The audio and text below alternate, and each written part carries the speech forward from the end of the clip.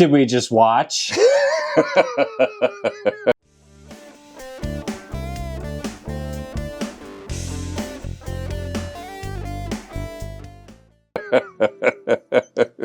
Welcome to Pork Chops, Rice, and Peaches. I'm Richard. I might be scarred for life. Really? Oh, dude, tell me. Wow, this will be interesting. Geez. This is the... So...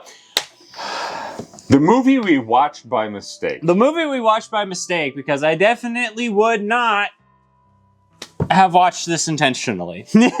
I wouldn't have, but I'm actually glad I did. The 2017 Guillermo del Toro movie, The Shape of Water, written by Guillermo del Toro and Vanessa Taylor, and starring, and I didn't know this, 2-time Academy Award nominee Sally Hawkins, Octavia Spencer, and Michael Shannon. Yep. So, if you paid attention to our review of The Life Aquatic, when we were getting ready to watch it, I texted Noah and I said, "Hey, what was that movie we were supposed to watch?" And he said, The Shape of Water. And I got names mixed up. Right. And so I started watching it, and I was at once intrigued and baffled by the strangest first 15 minutes of a movie I have seen in a long, long time. But I also knew that there was an artistic quality to this movie. An artistic quality. It was really beautifully filmed. I will not deny that. No, yeah. Right? And it was intriguing, and it had a very interesting intro. And now I will tell you, it pretty much had this movie figured out. Yeah, you did. You did. Only wrong about one aspect of the movie from the first 15 minutes. Yep. You made the prediction in the Life Aquatic video. You were like, she's one of them. Yeah. What your thing was. Yeah. You were like, the marks on spoilers, by the way. If you haven't seen it. She f***s the fishman. There's your spoilers. We all know what this is. There goes the PG rating. Oh, I'm censoring it. It's The Shape of Water. Everyone knows what this movie's about. It's a Scaly's dream come true.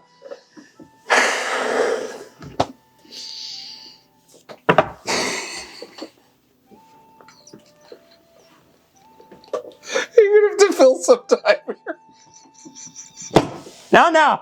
Oh, no. A Scaly's dream come true. You know what a scaly is? No. It's a furry, but lizards. That's what I was wondering. There you go.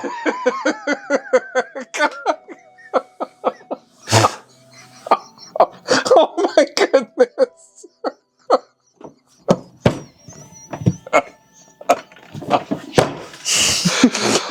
Oh, okay. I have regained my composure. Have you? I don't think I have recovered anything since watching this movie. This is a movie that proves the old adage. It's always the quiet ones. Yes. Right? It is. Yes. So we have this movie about a young lady who is mute, who is part of the cleaning staff of a 1960s U.S. secret government site that does experiments. Yep. And she discovers that scientists have captured a creature, a humanoid but aquatic life form that they want to turn into some sort of weapon for the U.S. government. Yeah. And she falls in love with it, and she rescues it. And she saves it. Mm-hmm. And this entire movie is kind of it's part whodunit, it's part adventure, it's part love story, and it's part, I was thinking this morning as I was getting It's part ready. E.T. No, I hadn't thought about it that way, but yeah, it is kind of part E.T. Yeah. Right. Yeah. If you want to read in deeper, you could say that there's a metaphor for the way people view and treat those different from it. Those different, you know, those from different it. from themselves. You know, yeah, I can totally see there being deeper meaning that you can take from a piece like this because You know, pieces like this invite that sort of analysis. Well, yeah, they do. invite themselves to be studied further, and this is very much, it has a heavy art house quality to it. You were saying artastic, which cool. That's a word, but well, it's obviously, so the movie's very well shot. Yes, it is. And Guillermo del Toro is a very competent director in pretty much anything that he touches. He can make it happen. The dude's a nut job. But I don't know that I've seen anything else that he's done that I know by name. Well, that's why I want to do Pacific Rim, because I want to see the whiplash you receive from watching Pacific Rim after Shape of Water. No spoilers! I just want to see the tonal whiplash you receive from that. So, okay,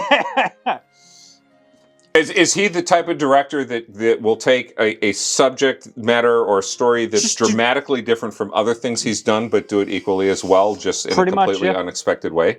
He's the type of dude who will just do whatever he feels like it. Okay. And it'll be well done. No matter what he does, he's very competent at what he does. He's very good at directing. He's very good at filmmaking, but he just does whatever he wants. Okay. That's pretty much it. He's done horror movies. He's done whatever this is. Right. Pacific Rim, which is very much an action movie. Well, you know what? This is a movie that just, I don't know, it fires on so many different levels. You don't expect to see someone be erotically involved with a humanoid creature the way it happens in this movie. Yeah.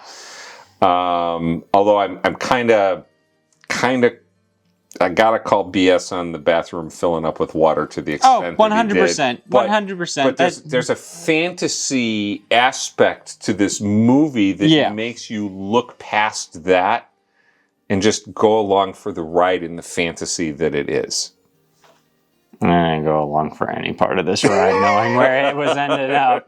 I knew where this movie was ending up, and I was... Well, you'd already seen it once before, right? I had seen the majority of it once before, and it was about that point when she fills up the bathroom where I was like, I don't know if I want to watch the rest of this movie. Well, I'm very uncomfortable. That aspect of the movie wasn't particularly graphic. No, it wasn't. You know, it's just implied. Well, it's implied. It's a little strange. There's another comment I'll make later on it, but well, it kind of rubs right up against bestiality without crossing that line. Maybe. There's a debate to be had there that furries and other people on the internet have been having for years. Let's move on. Is it? Well. I mean, I'm watching this movie, and I've just learned what makes my son uncomfortable. And I'm just like, okay, they're casually dusting a top secret jet engine. It's, okay. Setting the tone of the characters. Like, it's very obvious that the main character is a quiet, overlooked person who's lonely. Yes, very definitely. And she's surrounded by people who are overlooked and lonely.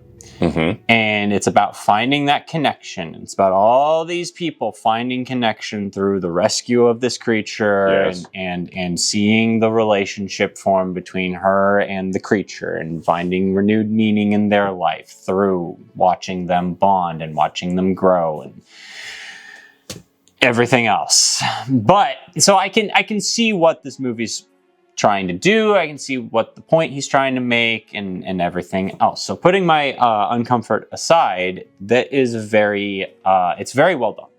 Yes, it's very well done. The character choices are great. And what was her name? Ida, her friend from the cleaning staff. Yeah, the Octavia Spencer character. Yes. Yeah, I don't know. I'd have to look it up. Okay.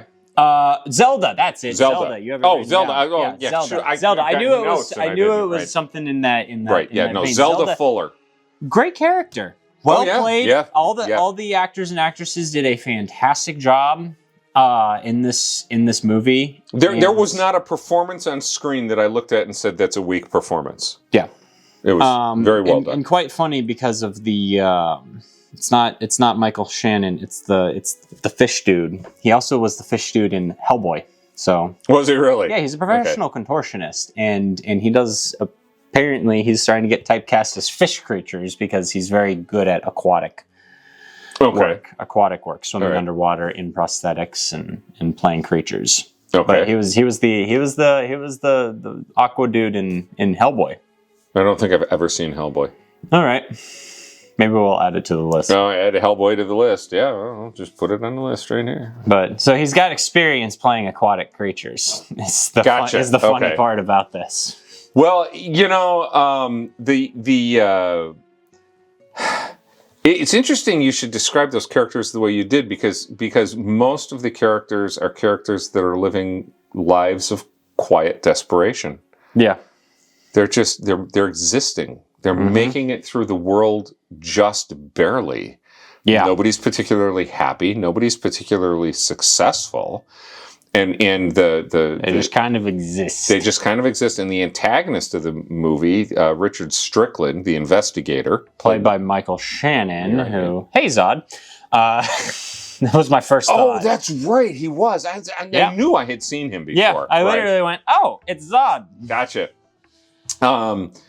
He got to flex his evil chops more in this film. He did a real good job of it. Yeah. He's a pretty intense character. Very intense character. And his relationship with his wife, it's interesting because, some movies use sex for just gratuitous scenes. Yes, this is actually a very, I don't want to say it's a good use, but it really adds to his character downfall showing his character's progression into depravity as he goes. Yes, it reveals a lot about his character in the way you see him treating his wife when his wife tries to have marital relations. Yes. Right. And so, it was very interesting. It was almost uncomfortable to watch. It was, almost. Yeah. And then there was a little bit, and this is odd because this is I don't know how actors and actresses do this. The way that scene was set up and the intensity of the filming, I'm wondering how that actress laid there and just did that without just absolutely wigging out. And I don't do intimacy coordination, so I don't know. That was an odd one. I mean, because that was just an uncomfortable scene. And yet you sit there and you look at it, and here's a beautiful thing. And I say the movie is artastic. It's very definitely art house, but it's done in such a way that it's not gratuitous. It's really not offensive. It's uncomfortable enough to make you squirm in your seat a little bit, but it makes you think. Yeah. Right. Yeah, it really does. More than anything, it's making you think. And it's making you realize that, you're starting to piece the connection together, that he's very obsessive. And that things are sticking in his mind. You can see the trajectory he's about to go down. Yes. And that's where you start to get very uncomfortable. And they add to it later in the movie to the point where I was wondering if we were going to get a much darker scene later on that we ended up not getting. Right. Based off of when Elisa goes into clean his office later on. Yes. And he's talking directly to her and making those comments and all that stuff. And it's like... Yes. I was wondering if they were going to go... But I think they struck the right balance by implying that could have happened. Yeah, he very much had a creepy obsession with needing to go that far. Yeah. They got the point across without doing that. Yeah. So the obsession that he started to have not only with the creature but with her was getting... It was very well performed. It was very well written. Yes, and it was very well executed across the board. Well, and that comes out in the scene with his wife where he says, "Shut up. Yes, I need you quiet." Yes, right. And it's an obvious. Yes, he's acting out the desire that he's barely withholding on the job. Yes. Yeah. So when the movie started and you have this poetic introduction and you have the water and the couches floating and the girls floating and the whole bit and it's talking about her, I said to myself, what I predicted was she's one of them. Yeah. So what I assumed was that she was one of those creatures and that somehow magically in the past she came on land, call it Little Mermaid type thing, but that the scars on her neck were the gills healing. Yeah. I'm still not entirely convinced that that's not the case because they opened up so easily, but we have this creature that has healing powers. Yes. And we see that, the United States government and the scientists haven't seen that. Yep. And so they don't realize what they really have there that could have been used in an entirely different way. Yeah. Right. Yeah. And, but they end up... It's a very, very good representation of government oversight. Oh, yes, it is. Yeah. Yes, it is. It's very, very typical government not realizing what they have or what they could do differently that is more beneficial than the path that they take. Right. Because not subtlety. not everything has to be a weapon, right?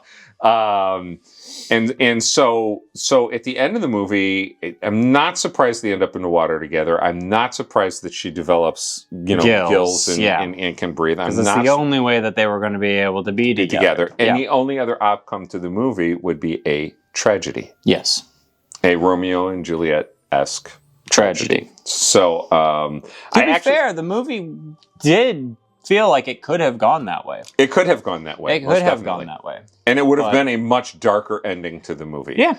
And that would have taken this art house movie and made it really uncomfortable. Yes.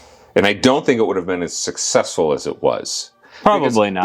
Because audiences still like the they like a happy ending. What's the Richard Gere, Julia Roberts movie?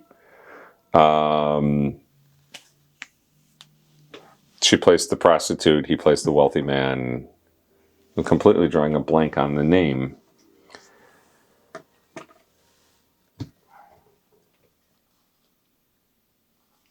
Pretty Woman. Pretty Woman. Pretty Woman. So Pretty Woman, the original story, if I believe, Vivian dies in the story. In the movie, they made it the happy ending where he comes and he rescues her and he takes her away.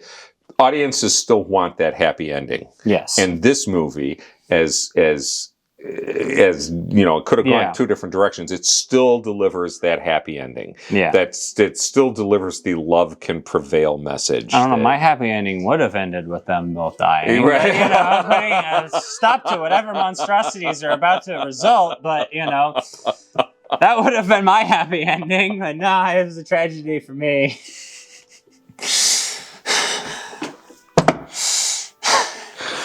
Well, I was driving down the highway today coming over here wondering what birth would have been like.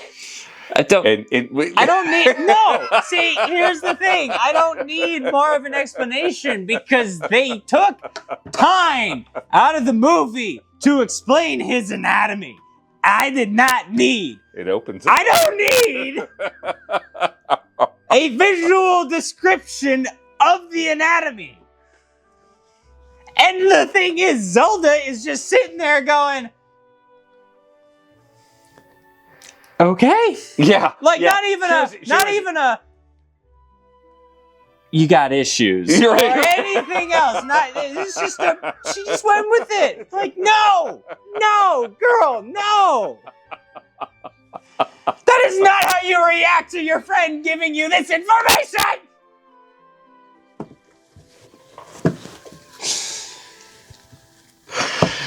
The Shape of Water. Have you seen it? No, we're not done yet. Oh, we're not? Oh, okay. No. I had no idea you had more. I could have happily lived my life as a person with freckles. All right? I could have happily lived my life without hearing the phrase pea freckles. Forgot about that one. Yeah. Dude carries. You obviously don't like the key lime pie, so why the do you always have like 50 key lime pies with one? Yeah. There's so much. Like legitimately, I wrote this in my notes because I kind of blacked out the minute the fish got brought home and they started having, that whole thing. I kind of just was staring at the screen, I was zoned out, and I only escaped that zone, because I know what's going on. There's images. Right. I wasn't processing anything. Right. So I think it was a defense mechanism, but I only snapped out of it when the black and white musical number started, just because I was like, where did this come from? Oh, the black and white musical number was hysterical. It was well done. It was well done. Very well done. It was hysterical. This odd little, just quirky side quest in the middle of the movie. Yeah. You know what I thought when that came on? What? She found her voice. Yeah, I mean, yeah, that's very obviously what the thing is supposed to be. She found her voice, yeah. and And then if you want some more obvious symbolism, yeah, we get it. The rotten fingers with the sepsis are spreading. Right. He's getting more and more a visual indication of how corrupt he's becoming. Right. And how depraved he's becoming. Right. So, yeah, like the metaphors, the symbolism across the board is not lost. Not a fan of this one, if you couldn't tell. I liked it. And I think you should watch it if you haven't. To each their own. This is going to be a... We're going to be split on this one, because I can see where, it's done well and everything else, but now I just want to go watch the Pacific Rim now. See, and this is just, for me, this is just a happy little accident. Isn't that what Bob Ross calls them? Happy little accidents. Yeah. Happy little accidents. If they continue at the rate that they were going, they're going to end up with a few happy little accidents. I had a friend who described his first 3 children that way. Isn't that how Homer Simpson describes Bart? Yeah, you happy little miracle, you. You unplanned miracle. Shape of water, geometry of H2O, dimensions of agua. What are your thoughts on this weird movie? Let us know in the comments section down below, and if you want to torture me with more weird things, hit that subscribe button and suggest more in the comments down below. Or if his reaction to this movie has triggered any ideas for other titles you can suggest that might make him wig out as much, leave them down below. Yeah, there's not a lot that does it, but yeah, this one did it. This one got it. This one did it. All right. It's just uncomfy. All right.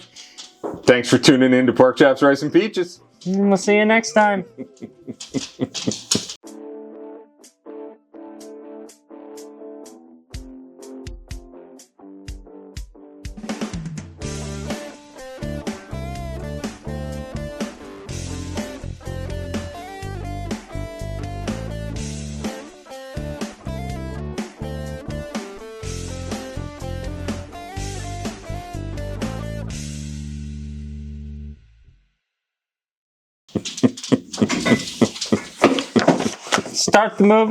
Start the video with a 100-yard stare. Ended it with it too. Hey, come here, doggy. Come here, Studio Dog. How are you? How are you? Studio Dog Jr. How are you? Oh yeah, get that. Oh yeah. Oh, hello there. You just missed being on camera. Oh yes, you just missed. Oh, and the ear too. Thank you. Thank you. Thank you. Thank you. I'm going to get home and new dog is going to be jealous. Oh, yeah. Sniff the mic. That'll be a good sound effect. Yeah. Yeah. That one was funny.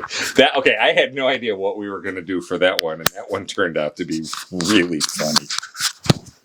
Oh, yeah. I saved my whole thing so that I could just shock you with the blunt reaction. I don't like this movie.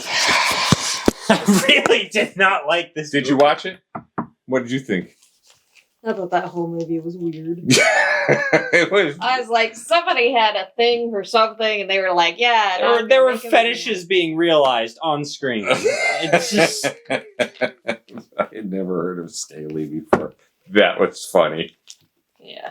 Pretty much figured it out, but